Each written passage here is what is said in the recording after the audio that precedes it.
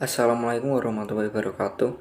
Kami dari kelompok 5 mata kuliah Kepemimpinan Manajerial akan mempresentasikan hasil diskusi dari kelompok kami, teori gaya kepemimpinan PT Coca-Cola. Sebelum presentasi dimulai, saya akan memperkenalkan anggota dari kelompok kami, yaitu yang pertama Muhammad Naufal Wibisono 2019 1196, 2 Jasrika Apriliana Larasati AP 2019 11380.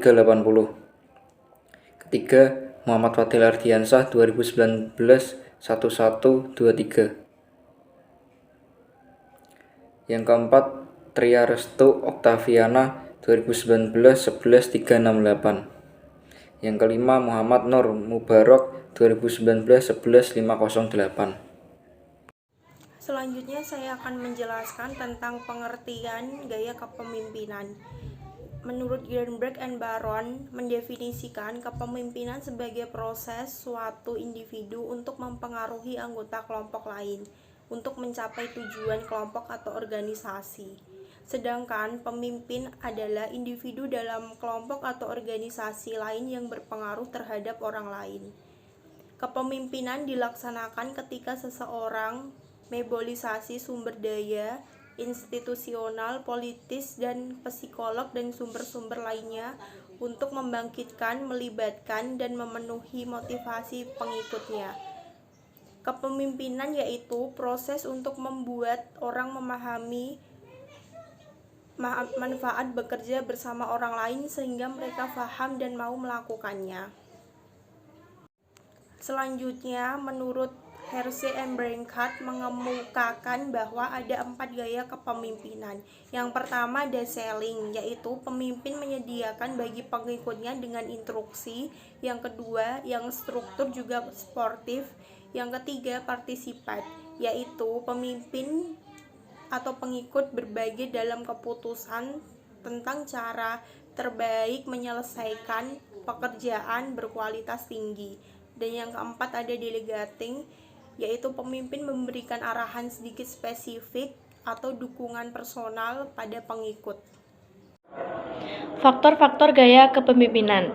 Dimensi pertama adalah concern for people atau memperhatikan orang, yaitu seberapa sering atau tinggi seorang manajer atau pemimpin memperhatikan dan membantu bawahannya dalam proses menyelesaikan pekerjaannya. Indikator dari dimensi ini adalah yang pertama, derajat komitmen menyelesaikan pekerjaan yang menjadi tanggung jawabnya. Yang kedua, lebih bertanggung jawab didasarkan pada kepercayaan daripada kepatuhan. Yang ketiga, percaya diri terhadap individual. Macam-macam kepemimpinan. Yang pertama yaitu gaya demokratis.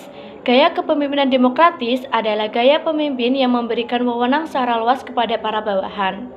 Setiap ada permasalahan selalu mengikut sertakan bawahan sebagai suatu tim yang utuh. Dalam gaya kepemimpinan demokratis, pemimpin memberikan banyak informasi tentang tugas serta tanggung jawab para bawahannya. Yang kedua yaitu gaya otoriter. Gaya otoriter adalah gaya pemimpin yang memusatkan segala keputusan dan kebijakan yang diambil dari diri sendiri secara penuh. Segala pembagian tugas dan tanggung jawab dipegang oleh si pemimpin yang otoriter tersebut. Tiga, ada gaya kebebasan. Pemimpin jenis ini hanya terlibat dalam kuantitas yang kecil, di mana para bawahannya yang secara aktif menentukan tujuan dan penyelesaian masalah yang dihadapi. Yang keempat, gaya birokrasi. Pemimpin jenis ini hanya terlibat dalam kuantitas yang kecil, di mana para bawahannya secara aktif melakukan tujuan dan menyelesaikan masalah yang dihadapi. Pedoman gaya kepemimpinan. Budaya organisasi yang telah mengakar kuat dapat menjadi pedoman gaya kepemimpinan yang sesuai untuk kondisi organisasi yang bersangkutan. Pemimpin dikatakan berhasil apabila ia mampu membawa anggota organisasi keluar dari polemik krisis akibat perubahan yang terjadi. Sifat kepemimpinan. Secara umum, pemimpin mempunyai sifat-sifat yang dapat mendukung keberhasilan memimpin dalam mengantisipasi macam-macam kondisi, yaitu 1. Sifat sensitif, artinya dengan tepat dapat merasakan dan mengerti tingkah laku anggota kelompok dan peka terhadap kebutuhannya. 2. behavior flexibility, artinya dapat menyesuaikan tingkah lakunya untuk mengadakan perubahan sesuai dengan kebutuhan dan situasi kelompoknya. Sifat-sifat kepemimpinan tidak hanya bakat dari lahir, tetapi dapat dipelajari sehingga memenuhi syarat sebagai pemimpin. Gaya komunikasi pemimpin. 1. Gaya controlling. Komunikasi yang terjalin satu arah yang berasal dari pemimpin ke pegawai. Komunikasi ini dilakukan pemimpin untuk mempengaruhi pegawai melakukan tugas sesuai perintahnya. 2. Gaya equalitarian. Komunikasi dilakukan terbuka. Komunikasi jenis ini menyebarkan informasi atau ide dengan dua arah balik, pemimpin ke pegawai maupun sebaliknya. 3. Gaya struktural. Pemimpin memberikan informasi yang bertujuan untuk pemantapan perintah, penguasaan, jadwal penguasaan, dan struktur organisasi. Ini akan berjalan efektif dan bermanfaat bagi organisasi jika dijalankan dengan benar. 4. Gaya dinamis. Komunikasi jenis ini bertujuan untuk merangsang pegawai untuk bekerja lebih cepat dan hasil yang lebih baik. Pemimpin atau pegawainya sadar betul bahwa lingkungan organisasi mereka dinamis sehingga berfokus pada tindakan. 5. Gaya requiescing.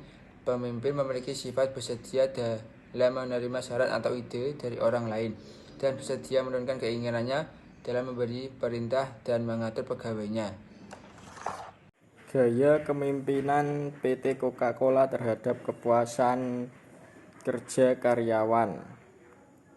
PT Coca-Cola Distribution Indonesia, perusahaan swasta yang bergerak dalam bidang industri minuman ringan, sejalan dengan perkembangan bisnis minuman ringan dan sesuai dengan perusahaan, yaitu menjadikan Coca-Cola sebagai minuman nomor 1 di dunia. Sedangkan misi perusahaan yaitu bertekad untuk memberikan nilai terbaik bagi pemegang saham dengan menjadi perusahaan yang tumbuh terdepan dalam pasaran persaingan minuman ringan dan mengembangkan kemitraan sejati dengan pelanggan untuk memuaskan lebih dari 250 konsumen yang dahaga. Suatu organisasi yang menyadari bahwa sumber daya manusia sebagai sumber daya yang penting bagi suatu organisasi, pemimpin dalam hal ini manajer diharapkan untuk tanggap terhadap keadaan karyawan, sehingga hal ini sangat berpengaruh terhadap prestasi kerja dan kepuasan kerja karyawan.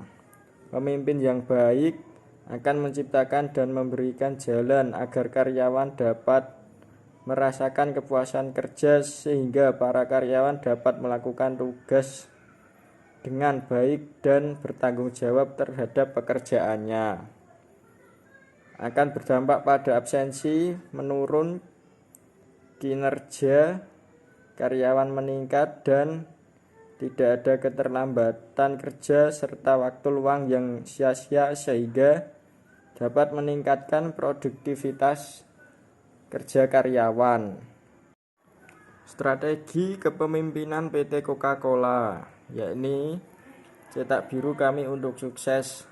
Ini memposisikan kami untuk menangkap pertumbuhan dan memberikan nilai jangka panjang.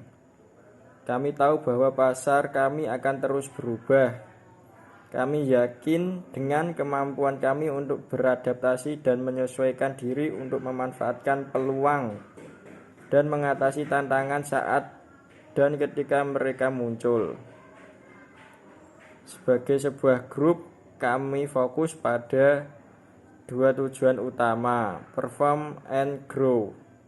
Keberhasilan keduanya dibangun di atas fondasi organisasi yang kuat. Kami berkomitmen untuk memimpin melalui inovasi dan untuk membangun masa depan yang berkelanjutan, meraih pertumbuhan dan memberikan nilai jangka panjang kepada pemegang saham kami. Kami mempekerjakan sekitar 11.000 orang dan menciptakan ribuan pekerjaan lagi di komunitas tempat kami beroperasi. Di sebuah tim ini kami bekerja sebagai satu kesatuan, disatukan oleh tujuan bersama dan nilai-nilai bersama. Kami tahu bahwa tenaga kerja kami yang beragam adalah kekuatan terbesar kami dan menjadikan kami perusahaan yang dinamis seperti sekarang ini. Sekian presentasi dari kelompok kami. Jika ada kesalahan atau kekurangan, mohon maaf. Terima kasih. Wassalamualaikum warahmatullahi wabarakatuh.